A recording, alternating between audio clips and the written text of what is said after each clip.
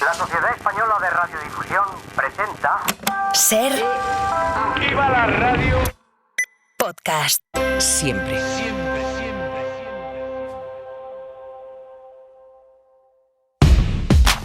En la cadena Ser, Radio Paradiso. You can be amazing, you can turn a phrase into a weapon or a drug. You can be the outcast to be the bad. Hoy hablamos de Juegos Olímpicos y Paralímpicos, de los pasados, los que ya se han vivido, con protagonistas que estuvieron allí. Iremos a las primeras Paralimpiadas en las que participó España. Recordaremos Múnich, Moscú, Los Ángeles, Londres o Atlanta, con algunos de los mejores deportistas de nuestra historia. Ver a esquiadores con discapacidad visual bajar a 100 km por hora, brutal. Sigue mi voz, muy bien, venga. O atención a la salida de la final de 1500. Sabía que era casi imposible, Tercero y medalla de bronce para Bastal. pero a veces la hace por montañas. Campeona olímpica y medalla de oro, Miriam Blasco, España. La verdad es que ahora lo miro y parece como un sueño, ¿no? El estar ahí encima del podio. En el podium, John Carlos y Smith hacen el saludo del poder negro que motivó su expulsión. Yo estuve vendiendo cupones hasta el 2015. Y ahora pues es una pena, porque mira, ahora que tengo tiempo, no tengo que entrenar. No todo el mundo es capaz de hacerlo, pero los pocos que lo hacen, o los muchos que lo hacen, tienen algo especial. Sonia Ballesteros. Empezamos en Múnich, 1972. Carmelo Cabrera, jugador de baloncesto del equipo español, estaba en la Villa Olímpica cuando un grupo de terroristas secuestró y asesinó a 11 deportistas de la delegación de Israel. Después de eso, todo cambió. Una mañana nos levantamos y estábamos en un barracón, ¿no? Y enfrente estaban en la azotea unos encapuchados y nos comentaron que eran unos terroristas que habían atentado, los de la OLP, contra los atletas que estaban en la Villa Olímpica enfrente de nosotros, que eran los israelitas. Había un gran desconcierto. Lo que sí que recuerdo es que nos sacaron rápidamente de la Villa Olímpica por problemas que pudiesen haber, pero fue bastante desagradable ver minitanques allí circulando por la villa y además con la incertidumbre, ¿no? Hasta aquel momento de lo que había pasado o que iba a pasar también en el futuro. ¿Os desalojaron entonces y tardaron mucho en volveros a alojar o ya no volvisteis a la Villa Olímpica? Estuvimos comiendo, recuerdo, en una torre, en un rascacielos fuimos a comer, pero los juegos, yo tenía 22 años en aquel momento y recuerdo que se rehabilitaron enseguida, pero no se guardó tampoco, recuerdo, ningún día de luto ni nada, si los juegos transcurrieron con total normalidad. El gigantesco esfuerzo de organización y el espíritu pacífico y deportivo representados por los Juegos Olímpicos se han visto truncados en Múnich por el acto de terrorismo perpetrado en la Villa Olímpica de tan graves consecuencias. Ofrecemos aquí las primeras imágenes recibidas de algunas pruebas de natación. En la competición masculina de los 100 Lo que metros... sí que recuerdo, que además coincidí con Mark Spitz, por lo visto tenía origen judío, él no se quedó a la clausura final, al desfile final, por miedo también, por la incertidumbre que había, porque en aquella época no había nada de seguridad, se circulaba y se transitaba, pues cada uno entraban y salían por las puertas que querían. Y según me habían contado, los terroristas entraron una noche con unos chándal y unas bolsas de deporte donde llevaban las armas. Para mí fue un shock, ¿no? Porque cuando vas a unos Juegos Olímpicos que representan la hermandad entre todos los continentes, esos 5 anillos olímpicos, ¿no? Y tú ves que está manchado con un acto tan terrible como es el terrorismo, es para no olvidarlo en toda la vida. Yo no tuve la ocasión de participar en más juegos, pero a partir ha habido un antes y un después de esos Juegos de Múnich del 72. En esa misma Villa Olímpica estaba también Herminio Menéndez, piragüista. Eran sus primeros Juegos Olímpicos. La Villa Olímpica de Múnich tenía vida, ¿no? Podían entrar muchos familiares, convivías con ellos, comías ahí con ellos, todo el mundo. Claro, teníamos discoteca, había, en fin, cines, o sea, era una ciudad viva, ¿no? Multirracial, gente de todo el mundo, con un gran ambiente. Y luego pues se transformó todo, desgraciadamente, con el atentado, ¿no? Herminio Menéndez formó parte del equipo que inauguró el medallero olímpico del piragüismo español. Fue en Montreal 76. Al llegar a Montreal nos encontramos con una Villa Olímpica distinta. Cerrada caliganto, como un guardia del ejército, seguridad, tal. Bueno, a mí me dio pena, ¿no? El cambio que tuvo la Villa Olímpica en ese aspecto. A Montreal el equipo español llegaba curtido y con opciones de medalla. Yo iba con la cabeza en el oro, ¿no? conseguimos la plata. Al principio te cabreas un poco, pero luego me lo ves con perspectiva y dices, bueno, pues ser medalla olímpica y cuarto puesto, pues ya me estaba exigiendo demasiado a mí mismo. Президента Международного олимпийского комитета, которого сердечно приветствую. Menéndez estuvo también en Moscú 80, los primeros Juegos con boicot internacional. Estados Unidos y otros países no acudieron a la cita por la invasión soviética de Afganistán. España estuvo a punto de no ir. Estoy convencido que lo que nos salvó es que Samaranch era el embajador de España. Adolfo Suárez había puesto de embajador para conseguir los votos para ser presidente del Comité Olímpico Internacional. Entonces, si España no participaba, Samaranch no hubiera sido presidente del Comité Olímpico Internacional porque los rusos no lo hubieran apoyado y todos los países del este. Entonces se le ocurrió la idea de que participáramos como equipo olímpico, no representando a España. De hecho, yo desfilo con la bandera y es la primera vez en la historia que se desfila no con la bandera de España, sino yo desfilo con la bandera olímpica. Y mira, pues conseguí 2 medallas en estos Juegos. Boicot en Moscú y también en los siguientes. En Los Ángeles 84 fueron los países del este los que faltaron a la cita.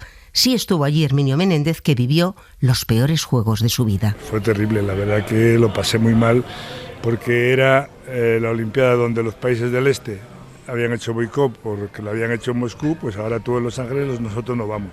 Debería haber conseguido 2 medallas más y por una serie de circunstancias, bueno, que la delegación española no supo atender las peticiones nuestras porque el lago estaba muy lejos y bueno, yo siempre fui un poco rebelde, entonces yo me hacía defensor de muchas cosas que veía que no podía ser así, pero en fin, esa Olimpiada fue una decepción muy grande para mí porque yo estaba convencido de que iba a traer 2 medallas más. Fue un 5º puesto, un diploma, pero que no supo a nada. Fue tal, digamos, la decepción que cuando llegué, remé en Asturias el último campeonato de España y ahí me colgué la pala. Pero no su interés por el deporte ni su vinculación a los Juegos Olímpicos. Herminio fue el presidente de la oficina del Comité Organizador de Barcelona 92 y además entró con la antorcha en el Estadio Olímpico. 2 de plata y 1 de bronce, pues 2 participaciones, Montreal 76 y Moscú 80. Herminio Menéndez Rodrigo. Nos ha contado un detalle de esos Juegos.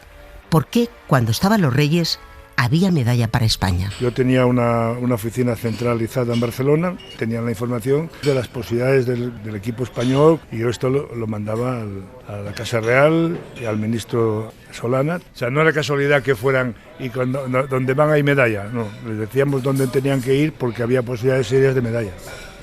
Con la improvisación puede salirte una cosa bien, pero no hay futuro. Cuando planificas y dejas constancia de cómo hay que hacer las cosas, hay futuro.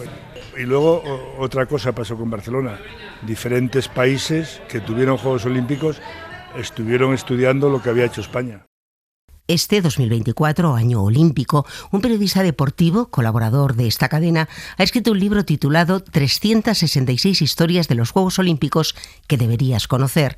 Alfredo Relaño se ha documentado a fondo, pero ¿en cuántos Juegos Olímpicos has estado? Yo no he estado en ninguno. Eso sí, los he seguido con ahínco y con interés desde siempre. ¿Cuál es tu primer recuerdo de unos Juegos Olímpicos? Supongo que en una pantalla. Sí, no, mi primer recuerdo, fíjate, es oír hablar cuando España no fue a los Juegos del 56 en Montreal, porque la URSS Khrushchev había metido los tanques en Hungría para sofocar una especie de movimiento revolucionario que había para liberarse del control comunista de la URSS.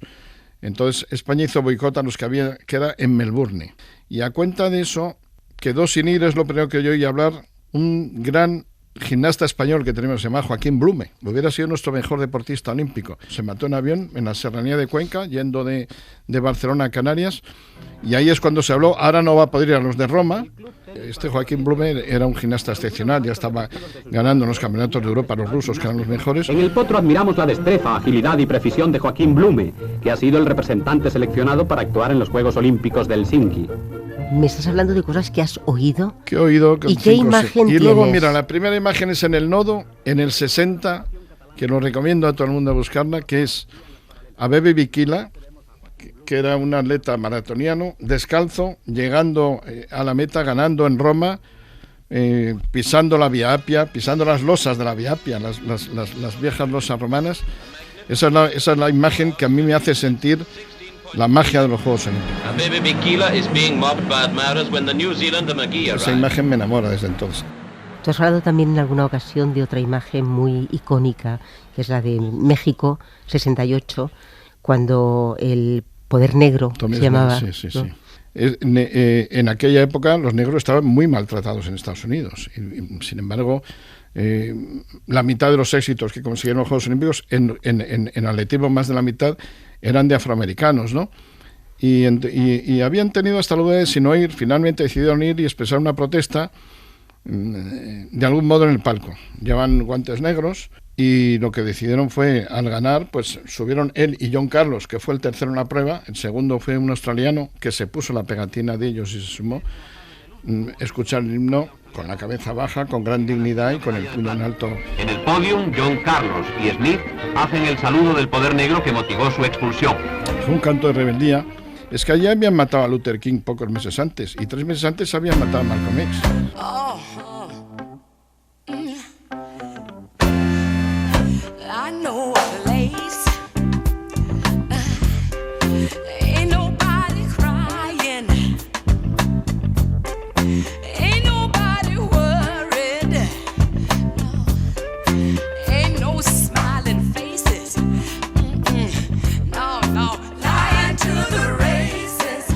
O sea que el deporte también ha tenido esa...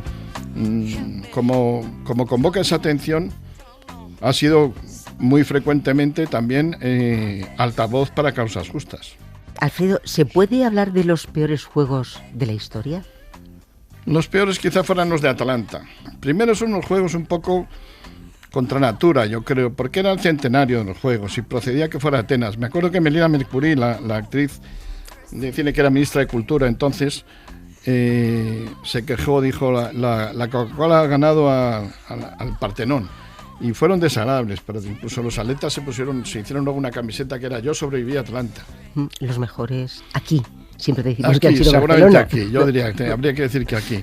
A mí me impactaron mucho los de México, en los resultados deportivos los de México, del 68. También te quiero decir que son los primeros que yo vi de verdad, porque ya había tele en mi casa. Eran unos juegos que por ser en altitud tenían dificultades para las distancias mayores, para las pruebas más de fondo, pero para las pruebas de velocidad, aparte que entonces apareció el tartán, una superficie antes se corría en ceniza y quedaron récords que quedaron para mucho tiempo. Entonces, para mí fueron los mejores. Ahora, los mejores en cuanto a ambiente y los resultados deportivos de España, desde luego, fueron espectaculares. Tuvimos prácticamente tantas medallas como en todos los anteriores juntos. Y además fue un delirio, fue un abrazo del país consigo mismo, un chorro de medallas en todo tipo de cosas, ¿no? Todo el que vivió aquello lo recuerda como la experiencia de su vida. Pues Alfredo, muchísimas gracias por habernos acompañado este ratito y habernos contado esas experiencias vividas a través de los libros, de la pantalla, de lo que has escuchado. Te falta ir de forma personal, no sé si a París. ¿Me animas? No sé, ya estoy ya me he acomodado. Pero quizá alguna vez lo haga, sí, quizá alguna vez lo haga. Pues lo he dicho, muchas gracias. Muchas gracias.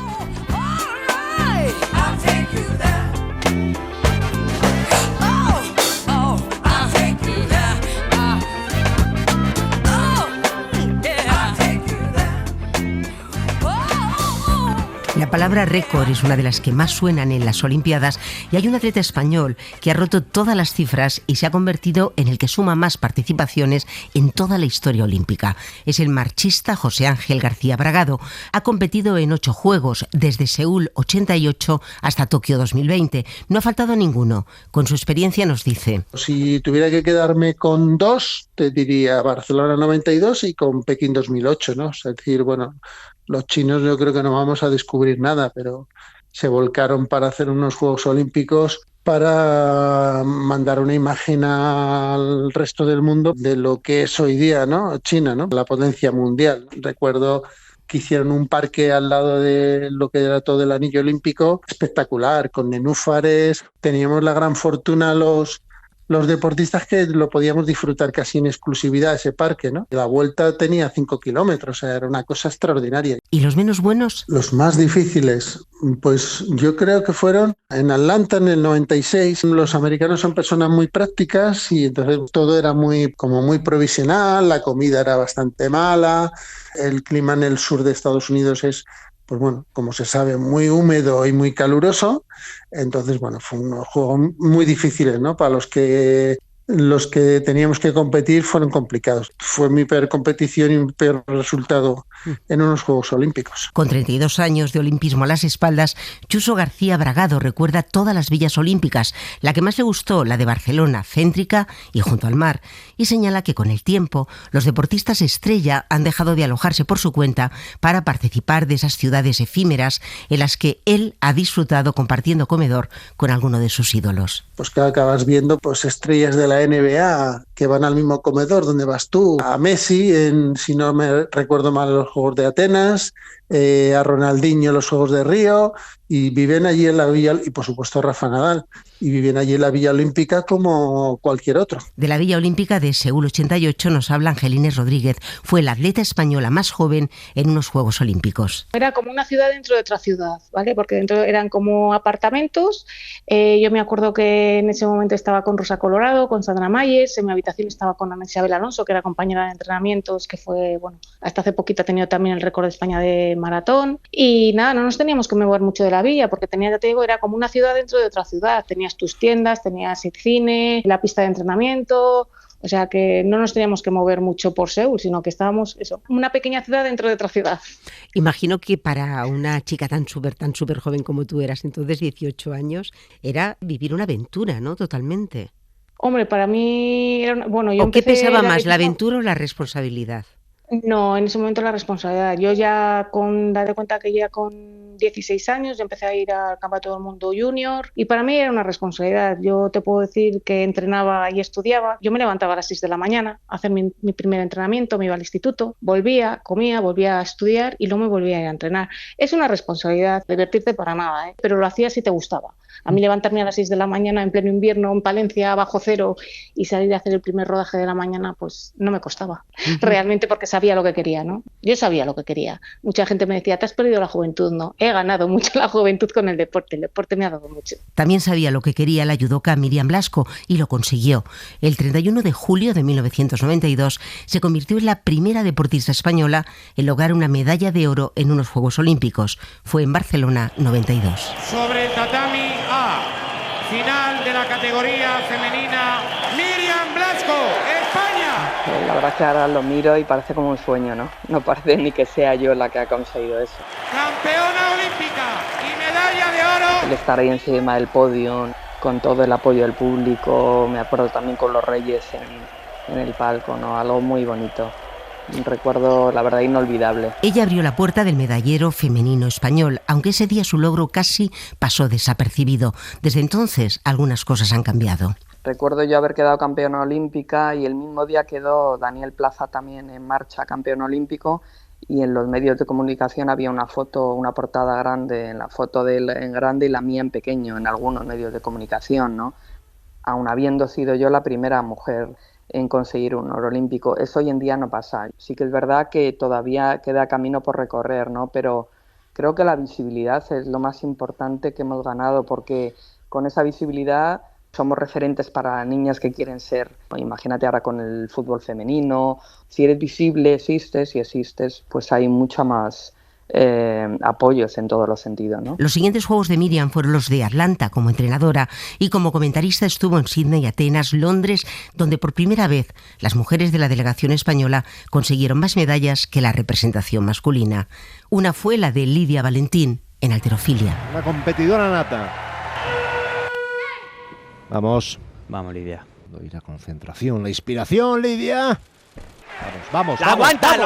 Sí. ¡Muy bien! Medalla de oro de halterofilia, Lidia Valentín, Londres 2012. Al final, da igual lo que pase ese día da igual lo que pase, porque lo que importa es todo el previo que has hecho y cómo te has llenado de confianza y cómo has visto, cómo te has sentido, cómo has percibido cada sesión de entrenamiento, apoyo psicológico.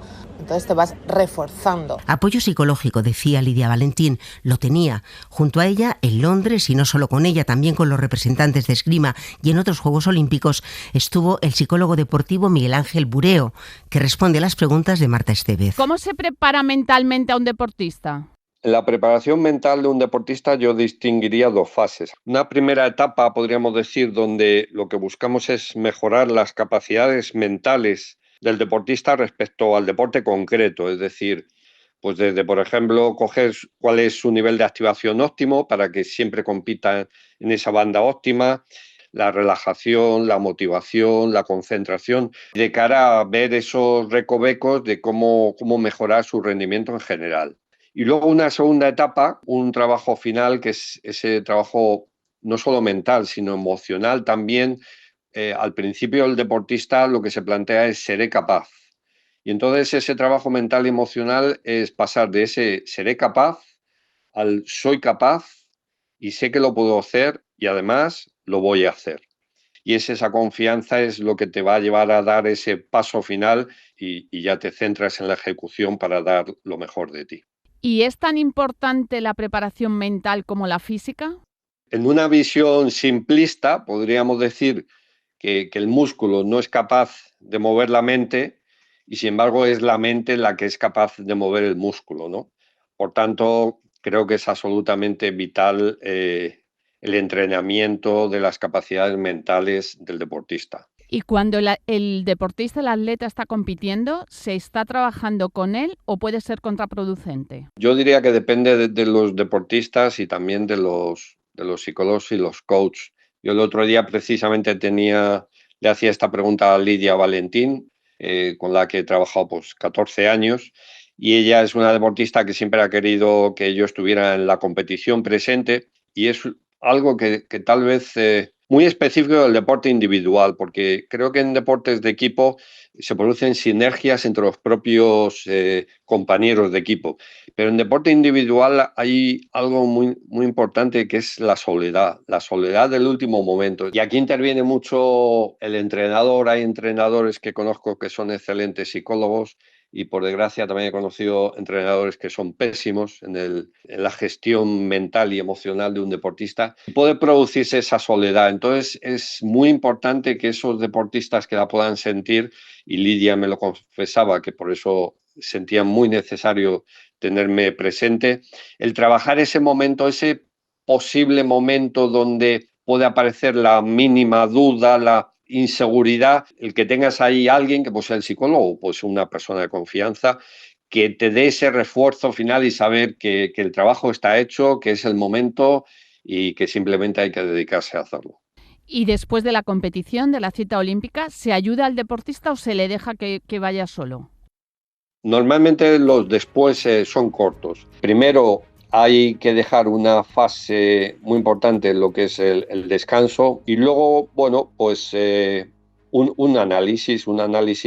Hay que tener en cuenta que a veces el deportista es injusto consigo mismo y luego, bueno, después del descanso y poner las cosas en su sitio, pues es que un deportista de élite, un deportista de alto rendimiento no para, o sea, levantarse al máximo y enfocarse al futuro y es el camino. Atención a la salida de la final de 1500. José Manuel Abascal y Andrés Vera en la línea de salida. Vamos a ver. Cuando se sale de la humildad y vas avanzando con tu esfuerzo y golpes de suerte, la vida te va encarrilando. Son las palabras de José Manuel Abascal. Esta es su historia. Un niño que nació en las montañas de Cantabria, donde no había agua caliente, donde no había luz, una zona trashumante, de ganado trashumante, de vacas, cabras y ovejas, y el caminar por allí y aquella vida dura del principio de mi vida, pues yo creo que sí fue fundamental para mi seguimiento luego a nivel deportivo, ¿no? Allí caminaba 6 o 7 kilómetros para ir a la escuela entre ida y vuelta.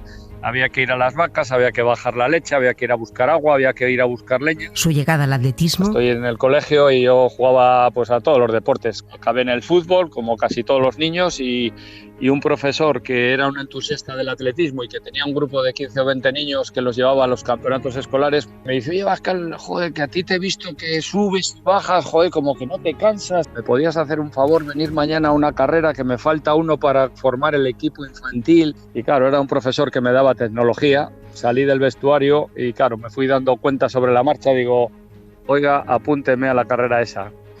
Por si acaso hay que subir un poco de nota también, ¿no?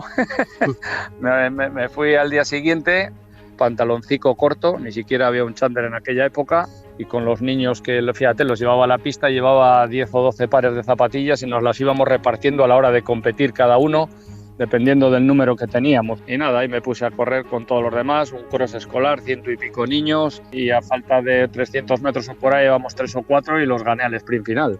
Y ese fue mi primer acercamiento al mundo del atletismo. Luego ese profesor ya me fue siguiendo un poco más de cerca, me mandó ir a otra carrera, fui a hacerme el favor porque la nota me estaba subiendo en tecnología y nada, y ya más tarde parece que hago una marca buena en 2000 metros y al poco tiempo la Federación Española y el Comité Olímpico Español me mandan una carta diciendo que soy uno de los mejores atletas españoles de los 2000 y me mandan a una concentración nacional del deporte escolar a La Toja. Y eso era con 15 años. Y en esa concentración pues hacen unas pruebas y un técnico de la federación pues parece que se fija en mí y al marchar me dice: oye, ¿a ti te gustaría ir a un centro de alto rendimiento?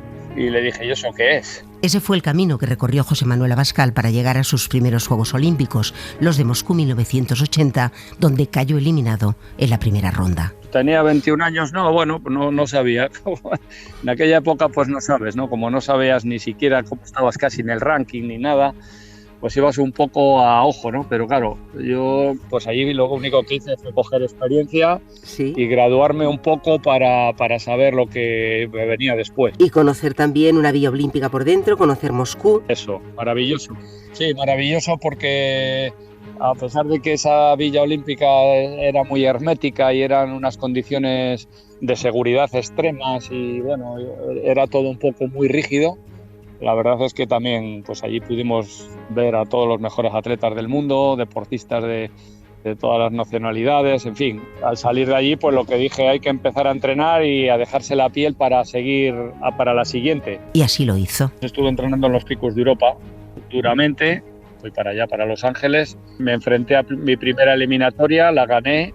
Al día siguiente vuelvo a ganar con 3.35, me planté en la final, había cumplido mi sueño, que era llegar a una final olímpica, ¿no? De momento José Manuel Abascal en cuarta posición, más retrasado. Sabía que era casi imposible porque había 3 atletas británicos que eran casi imbatibles, que eran Obed, Coe y Cran. Coe, Cran, Abascal en tercera posición.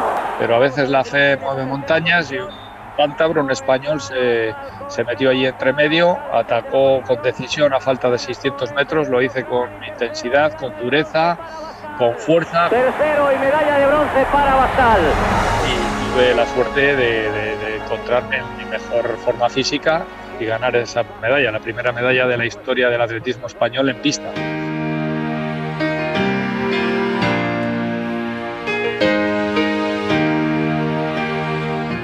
Radio Paradiso. Un solo deporte y 16 participantes. Así fue el arranque de lo que hoy es uno de los eventos deportivos más importantes del planeta, los Juegos Paralímpicos.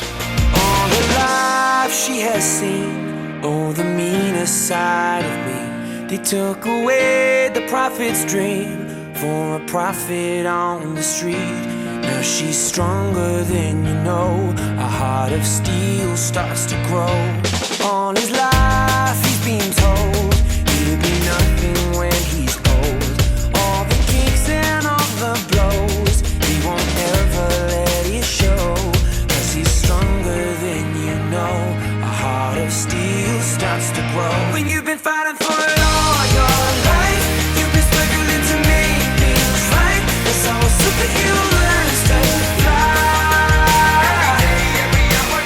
When you've been fighting for it all your life, you've been working every day and night. That's how a superhero learns to fly. Las primeras Olimpiadas para minusválidos, porque así las llamaron, fueron las de Roma en 1960, 23 países, 400 participantes y 8 deportes. España compitió por primera vez en Tel Aviv 1968. Allí estuvo Carmen Riu. Sin apenas preparación ni ayuda económica, Carmen y sus compañeros aterrizaron en la capital de Israel cargados de ilusión y poco más. Íbamos 9 hombres y 2 mujeres. Nadie sabía las marcas que había de hacer, ni a qué categoría pertenecíamos cada uno. Los jefes de expedición pensaban que si alguna persona podía hacer algo, era un chico en natación, un chico. Cuando nos tocó nadar fuimos, porque sabíamos el horario, y fuimos solas. Fueron a la piscina. Allí se habla hebreo e inglés. En aquel momento no tenía ni idea de inglés, ahora sé un poco, pero entonces nada. Y bueno, por señas nos tiramos. Salieron las marcas en la pantalla y resulta que había quedado segunda y gané una medalla de plata. Me volví a tirar y gané otra medalla de plata. Yo me cogí las medallas, me las guardé. Me daba como vergüenza ir con las medallas por la calle. Cuando volvimos, la Rita le dijo a los jefes, la Karma ha ganado 2 medallas. Se va a ganar 2 medallas. ¿Y por qué no las enseñas si las ha ganado? Y las saqué. Y entonces me dijeron, vamos a hacer fotos, ¿cómo no nos lo ha dicho? Pero si no han venido. Y no, así fue. Carmen sufrió poliomielitis a los 7 años. Yo había nadado mucho porque me habían recomendado a mis padres para mi recuperación física que nadara, ¿no? Porque en el agua me muevo como quiero. Como era discapacitada, tampoco me dejaban nadar junto con otros chicos de mi edad, por si acaso. Pero yo no tenía ni idea. O sea, yo no pensaba que podía hacer ningún campeonato, ni que pudiera competir a nivel deportivo, ni nada. Tan de nada que ella fue la primera sorprendida en conseguir 2 medallas que cambiaron algunas cosas de la desatención inicial. Aterrizamos en el aeropuerto del Prat de aquí, Barcelona. Vinieron periodistas. Entonces vinieron unos cuantos compañeros nuestros que estaban en el Instituto Guttmann con pancartas, nos trajeron flores y esas cosas. La carrera deportiva de Carmen Riu duró poco porque esta mujer fue pionera y rebelde. En la Olimpiada de Múnich yo me retiré. Eras todavía jovencísima, estabas en un momento para poder seguir adelante compitiendo y te retiras. ¿Por qué? Habían 2 cosas muy importantes para mí. Conseguir que los juegos nuestros estuviéramos dentro de la Olimpiada normal con una categoría diferente. No veía por qué se habían de celebrar en 2 espacios y tiempos diferentes. Y luego, por otra parte, no creía que la competición fuera lo único que había de destacar en nuestras vidas. O sea, las personas con discapacidad, aparte de hacer deporte, somos capaces de hacer muchas cosas. Porque solo tenemos discapacidad en una sola cosa. Entonces, que nos hicieran destacar justo la diferencia, no me parecía que fuera una cosa que ayudara a conseguir una sociedad con unas relaciones sociales armoniosas, seas como seas, ¿no? Y aparte, las diferencias que habían de trato, si tú eres una persona que tenía posibilidades de nadar, o de competir en otro deporte, y otros que no lo tenían. Entonces no daban ayudas para nada, pero las pocas ayudas que daban las daban a las personas que creían que sí. Me retiré porque reivindicaba justo eso. Una de esas reivindicaciones se cumplió 20 años después en Barcelona. Allí, por primera vez, estos Juegos se celebraron en las mismas instalaciones y se utilizó la misma villa que para los Olímpicos. Hoy, cumplidos los 70, Carmen sigue nadando y Reconozco es que el deporte me dio la suficiente autoestima para decir, mira, yo sí puedo conseguir cosas, ¿no? Y el mundo fuera de aquí, porque entonces estábamos en España de 1968, el salir de aquí y ver a otra gente que pensaba diferente y tenía una sociedad diferente, me dio fuerza para entender que las cosas habían de cambiar aquí. Y aparte me dio fuerza para darme cuenta que yo sí podía. Carmen fue la primera en conseguir una medalla en unos Paralímpicos. Fue en natación, disciplina donde otra mujer, Teresa Perales, tiene el récord de medallas conseguidas por un deportista en los Juegos. Suma 27. Ella ha estado en Sídney, Atenas, Pekín, Londres, Río de Janeiro y Tokio. y estará en París, con 48 años, intentando conseguir una más. Es su forma de entender y de afrontar la vida. Yo cuando tengo la ocasión de hablar con niños, les digo, mira, en la vida os van a decir un montón de veces, pasan muchos trenes. Y yo les digo, y da igual que pasen muchos trenes, muchas oportunidades, porque como no te atrevas a subirte a ninguno, pasarán de largo y un día te volverás y dirás, ay Dios mío, pues ya se pasó. Y eso es lo más importante que he aprendido realmente con el deporte. No quiero mirar atrás jamás y decir, no lo intenté porque tuve tanto miedo de no ganar lo que quería, de no conseguir lo que quería, que no me atreví a hacerlo. Teresa Perales fue la abanderada de la delegación española en los Juegos de Londres. Allí estuvo también y se estrenaba como enviada especial nuestra compañera Sonia Luz. Bueno, pues los primeros Juegos Paralímpicos a los que yo asistí fueron los Juegos de Londres 2012. Yo estaba emocionadísima porque era mi primera experiencia como enviada especial de la cadena SER a un gran evento deportivo. Había hecho algún viaje cortito, pero no uno como unos Juegos Paralímpicos, y encima en Londres, que es la cuna del movimiento paralímpico y que se preveía que iba a ser una explosión de júbilo para todos estos deportistas. Now, to light the London 2012 Paralympic cauldron, please welcome Britain's very first Paralympic gold medal winner from those games 52 years ago. Yo la verdad es que iba con la mente muy limpia, no esperaba nada y esperaba todo al mismo tiempo, y me encontré con deportistas muy capaces, a pesar de la etiqueta de con discapacidad, y me encontré con cosas muy curiosas porque la primera prueba que yo vi en directo fue una prueba de natación, 100 metros espalda, y de repente veo que sale un nadador chino sin brazos, y yo pensé, claro, la cabeza me volaba, digo, ¿cómo pueden nadar a espalda sin brazos? Not much separating the swimmers there on the reaction off the starting blocks. It's going to be Zheng for China. Jay takes the silver, Semenenko the bronze. Bueno, pues empezó a mover como una anguila. 56, a new Paralympic record, a new world record. Y ganó la medalla de oro y batió el récord del mundo. También recuerdo entrevistar a Bradley Snider, un nadador norteamericano que había ganado el oro en los 400 metros libres justo el día que se cumplía un año de haber perdido la vista por una bomba en Afganistán. Y, por supuesto, conocer a Teresa Perales, que para mí es el gran referente de este deporte y que me dio mi primera narración en radio. Va a ganar, le quedan tan solo 10 metros a la española. Está a punto de acariciar su primer oro, su sexta medalla en estos Juegos. Va a ganar la española, va a ganar la española, va a igualar a Phelps. ¡Ganó Teresa Perales! ¡Ganó Teresa Perales! ¡Oro para Teresa Perales! El interés que despierta las Paralimpiadas ha ido creciendo. Los números hablan. En Atlanta hubo un periodista español acreditado. En Sydney 7, 36 en Atenas, 75 en Pekín y 86 en Londres. Allí también viajó el enviado de la agencia Europa Press, Ramón Chamorro. No eran sus primeros Juegos. Él se había estrenado en unos de invierno, los de Turín. Y Turín fue una experiencia brutal. Ver a esquiadores con discapacidad visual bajar a 100 km por hora es una cosa que alucina bastante. Con solo la voz de un guía que va adelante, fue un primer impacto bastante bonito. Tú ya sumas, aparte de las de Turín, 4 Paralimpiadas de verano. Todo de verano ya, sí. Cuéntame de cada una. Por ejemplo, Pekín 2008. Bueno, fue una experiencia muy buena porque donde nos alojábamos estábamos prácticamente en el centro del anillo paralímpico. En este caso, yo todas las mañanas me levantaba y lo que veía a través de mi ventana era el nido, el popular nido, que en ese estadio espectacular. Y teníamos el nido aquí y el cubo acuático, que era la otra gran estructura de Pekín, enfrente. Entonces, normalmente todas las medallas están muchas veces en natación y atletismo. Entonces, me resultó muy fácil trabajar.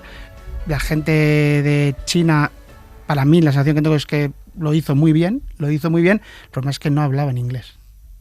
Tú te metías en un taxi, te metía un voluntario, el voluntario le decía al taxista dónde ibas y a lo mejor eran 30 minutos por una ciudad mastodóntica en la que no podías hablar nada porque el señor no te entendía y no sabía nada. Pero a nivel laboral muy bien, y luego pues conocí más de lleno todo lo que son todas las diferentes discapacidades que hay, ¿no? Pues recuerdo esa, y en darle todo un poco más naturalidad. En Ahmed, que es ciego, pues preguntarle ¿cómo ves la final?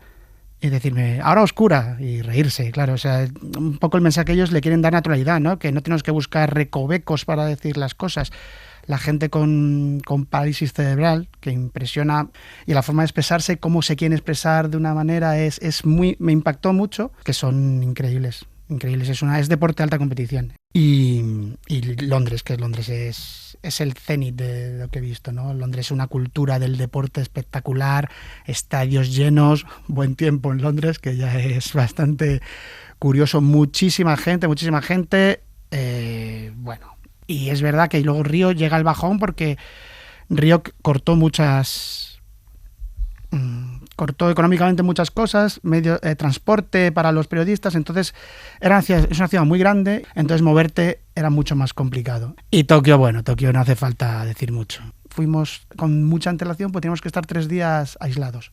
Test de saliva cada 3 días, mucho control, no podías moverte, no había público, con lo cual fueron unos juegos muy fríos. Tu experiencia como informador en Juegos Paralímpicos te ha permitido conocer a muchos de estos deportistas y eso te ha permitido escribir un libro sin límites en el que recopilas 14 historias, que me imagino que son esas historias que te han impactado. A mí me gustaría que de esas 14 me hables de una. No sé, hay muchas que me impresionaron, pero el primer capítulo, el de Miguel Ángel Pérez y el ogro, el famoso ogro, la ascensión a un pico ahí en Austria, estaba muy bien preparado, pero le paró una placa, se partió las piernas y tuvo la suerte de que fueron fracturas limpias que no, entre comillas, que no eran tan graves. Tenía un compañero que bajó con él, estuvo con hasta que llegó el helicóptero a rescatarles, el proceso, y luego como él toda su vida la rehace en el deporte, primero en el esquí de fondo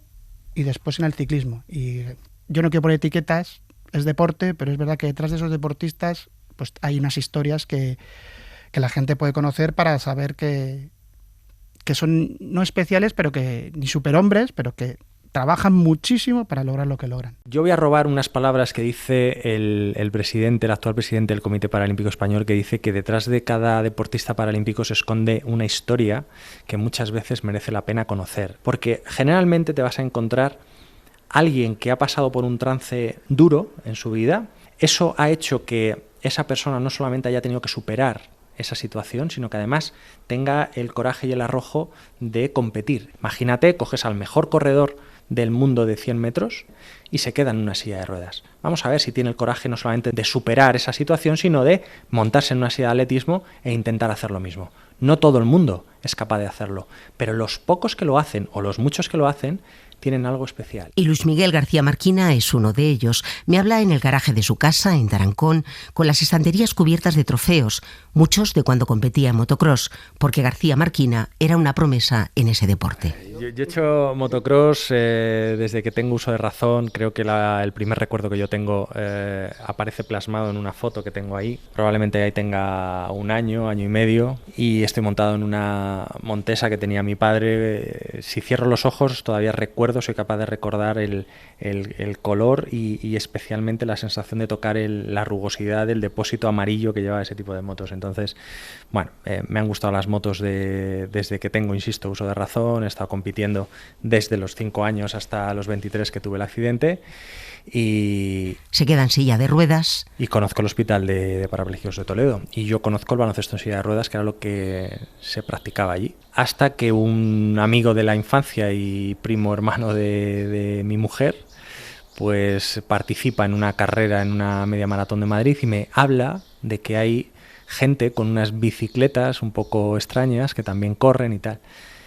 Es a partir de ese momento donde soy consciente de que existe esa modalidad deportiva y participo en mis primeras carreras. Estoy hablando del año 2014. Miguel Ángel descubrió cuál iba a ser a partir de ese momento su deporte. Cuando me monté en la bicicleta volví otra vez, casco, ruedas, curvas, velocidad.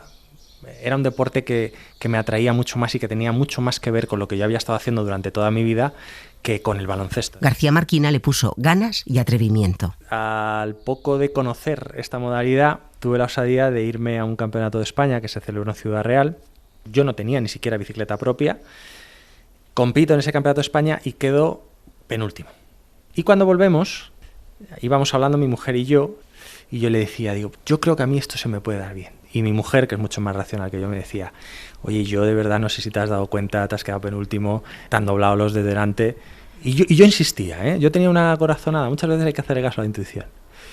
Total, que esto fue en el mes de mayo, en el mes de junio compro la bici, empiezo a entrenar y al año siguiente, en el mismo recorrido, también en Ciudad Real, se celebra el Campeonato de España y voy a competir en ese Campeonato de España. Y quedó tercero. Luis Miguel tiene medalla olímpica, entrena en las carreteras que rodean a su pueblo, Tarancón, trabaja como abogado y antes de despedirnos nos cuenta. Bueno, yo creo que el secreto del éxito a todos los niveles, creo que esta misma mañana lo comentaba con un cliente, ¿no? Le decía, para mí el secreto del éxito es trabajo y tiempo. Trabajo y tiempo. Normalmente cuando combinas esas dos cosas, no es fácil, pero cuando combinas esas dos cosas, los resultados suelen llegar. Lo que uno tiene que tener claro es dónde quiere llegar. Sara Revuelta, jugadora de baloncesto y veinteañera, es el presente y el futuro.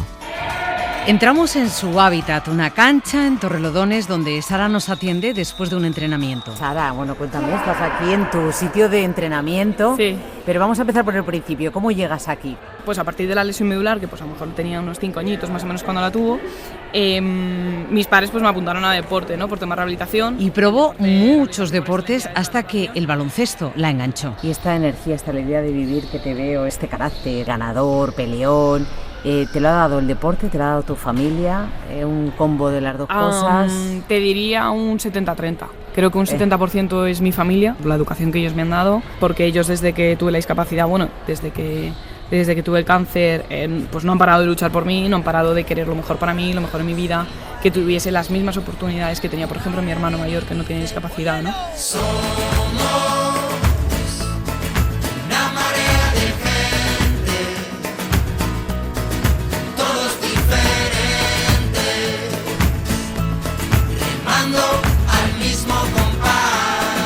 Y esta joven, que ya es física de carrera con 2 másters, se hizo olímpica y por primera vez llegó a Tokio.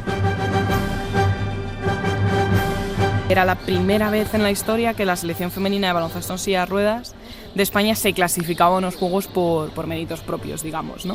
Hasta ahora solamente habíamos estado en Barcelona en 92 y era por haber sido organizadoras, ¿no? No fue nuestra mejor competición, hay que reconocerlo, la verdad que jugamos bastante mal. Yo creo que bueno, nos pillaron de que estábamos nerviosas en nuestros primeros juegos, todo el tema de la pandemia del COVID también afectó mucho. La medalla fue llegar porque aquello con la pandemia no fue fácil. Muchísimas restricciones, no podías salir de la villa, sí, había una aplicación y nos controlaban si dabas positivo, si habías estado en contacto con un positivo.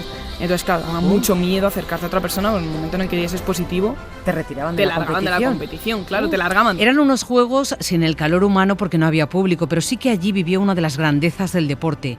Por primera vez también se sintió deportista y, muy importante, sin etiqueta. Sí, te quitan la etiqueta de con discapacidad. Simplemente te quedas en atleta o deportista, ¿no? Te quedas solamente con eso. Entonces la verdad que fue muy bonito, la verdad, vivirlo. Y a partir de ahora, su próxima aventura, París. Ya me lo empiezo a creer un poco. Tenemos muchas ganas, ¿no? de ir a París. A por sus segundos Juegos, pero los primeros tras la pandemia. Además, está muy cerquita de casa, va a volver a ver público, sabes que tu familia y tus amigos van a poder ir a París. Sí, en mi caso, ¿no? Viene mi familia. Tengo amigos que también están buscando para ir. Bueno. Sabes que van a ir la familia de todas tus compañeras, ¿no? Entonces sabes que vas a estar muy arropado. Muy arropado, y siempre dicen que eso es jugar con un plus, ¿no? Por lo menos con el cariño. Jugar igual con tu te hace gente, meter algunas canastas, claro, ¿no? Claro, es que jugar con tu gente en la grada, con la bandera y gritando y apoyando, la verdad es que es único. Es único superar barreras y tanto si vienen con medalla como si no, España celebrará con nuestras chicas el éxito ya de haber llegado a París. Se salen por la capacidad, por la superación, esfuerzo, talento y actitud. María Majavacas nos ha traído la historia de Sara y para acabar nos acercamos a una leyenda del atletismo español, Purificación Santa Marta, que durante años compaginó su carrera deportiva con la venta del cupón. Yo estuve vendiendo cupones hasta el 2015 y ahora pues es una pena porque mira, ahora que tengo tiempo no tengo que entrenar y cuando tenía que entrenar no me daba la vida. Yo recuerdo los 90 con... Mi hijo nació en el 90 y mi hija en el 93. No tenía horas, siempre estaba cansada. Era un gasto de energía constante. A pesar de ese cansancio, los 90 fueron años de grandes éxitos deportivos para esta mujer que nació con glaucoma congénito y visión parcial, pero a los 8 años se quedó completamente ciega. A los 14 se apuntó al equipo de atletismo en un colegio de la ONCE y paso a paso se convirtió en una de las mejores atletas paralímpicas de la historia. Lo confirman sus 16 medallas y 7 juegos. Los primeros... Ay, pues mira, se celebraron en Arnhem, era una base militar, eran unos barracones prefabricados, estupendamente acondicionados. Lo estoy viendo, pero no te lo sé explicar. Teníamos allí una pista de atletismo, la piscina, el trenecito eléctrico que va dando vueltas a la villa. Para mí fue una experiencia espléndida porque viajar en avión, todo era increíble, fantástico, nuevo. Santa Marta ganó una medalla de plata en Países Bajos. Los siguientes Juegos, Nueva York. Bueno, pues en Nueva York lo que me sorprendió fue la magnitud de todo. Todo enorme, todo grande. Los malls, las Torres Gemelas, todo a lo grande. Ahí yo ya había entrenado 4 años. En Seúl ganó 3 medallas y por primera vez en unos Paralímpicos hubo lleno en las gradas, aunque fuera un público peculiar. En Seúl el estadio estaba bastante lleno, pero claro, era muy curioso porque era público creado por la organización. Allí llevaban, unos días tocaban asociaciones de jubilados, otro día tocaban niños, otro día tocaban soldados, metían gente y les decían, vosotros los de la derecha animáis a la calle 1, los del medio a la calle 3 y los de la izquierda a la calle 6. Eso es organización, entonces, lo demás son tonterías, ¿no? Sí. Y había un ambiente, pues hija, como en un plato de televisión. Y la gente muy, muy educadita y muy bajito gritaban. Ya había un ambientillo. Fue en Barcelona donde el estadio la acompañó en todo momento. Es la primera vez que yo sentía realmente que había público. El público español afortunadamente no era tan educadito como el coreano, ¿verdad? Y en Barcelona lo ganó todo, un póker de ases, 4 oros. Sí he sido muy consciente de que eran momentos únicos. Tengo muchas vivencias grabadas en la mente, en el alma. Momentos como esa carrera de los 200 metros que Purificación recuerda segundo a segundo. Cuando yo salía de la curva del 200, yo ya sabía que iba a récord del mundo. Lo sabía seguro. Yo estaba escuchando a la gente, yo sabía mi zancada, mi velocidad y lo que, ¿sabes? La energía que llevaba. Y cuando llegas y cruzas la línea de meta, el guía mío me grita. Y Roberto me dice eso de New World Record.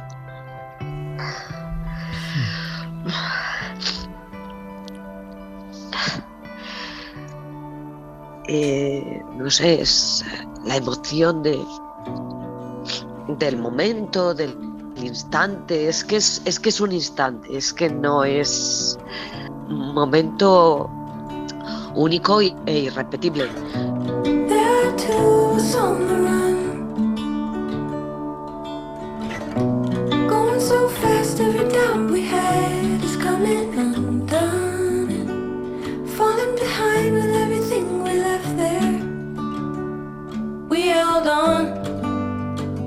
For too long. Now we have so many people on the road. They could come along, I wish they'd been told it. They may call it a shot in the dark. From what we know, it's not unheard of. And we'll one day tell a story of how we made something of.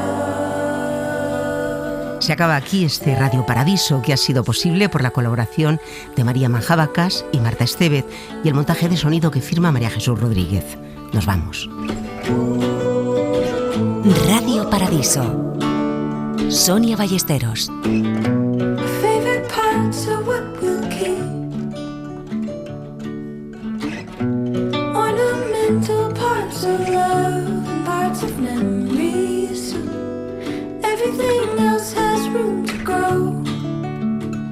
'cause in better light everything changes, so we can one day tell a story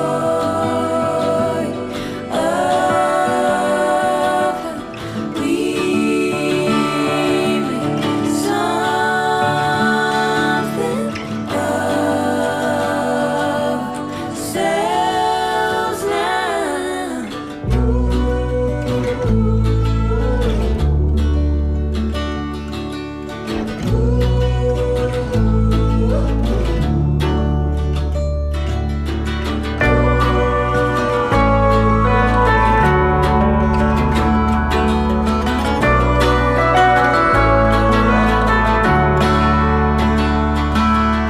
There's no races, only a runner. Just keep one foot in front of the other. There's no races, only a runner. Oh, 1, 2, 3. And even when you get tired, just keep one foot in front of the other. There's no race, no ending in sight. No second too short, no window too tight. Just turn off the lights when you leave. 'Cause we got everything we're gonna need. We're on the run, we're on the run, we're on the run, child.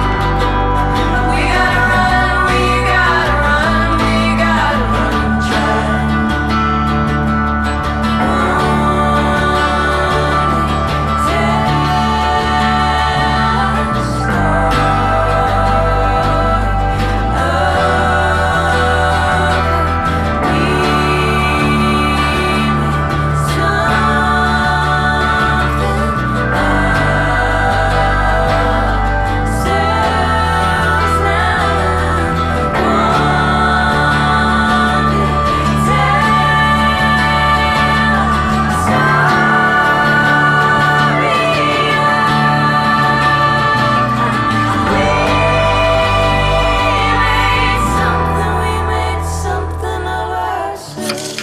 La Sociedad Española de Radiodifusión presenta Ser ¡Viva la radio! podcast. Siempre.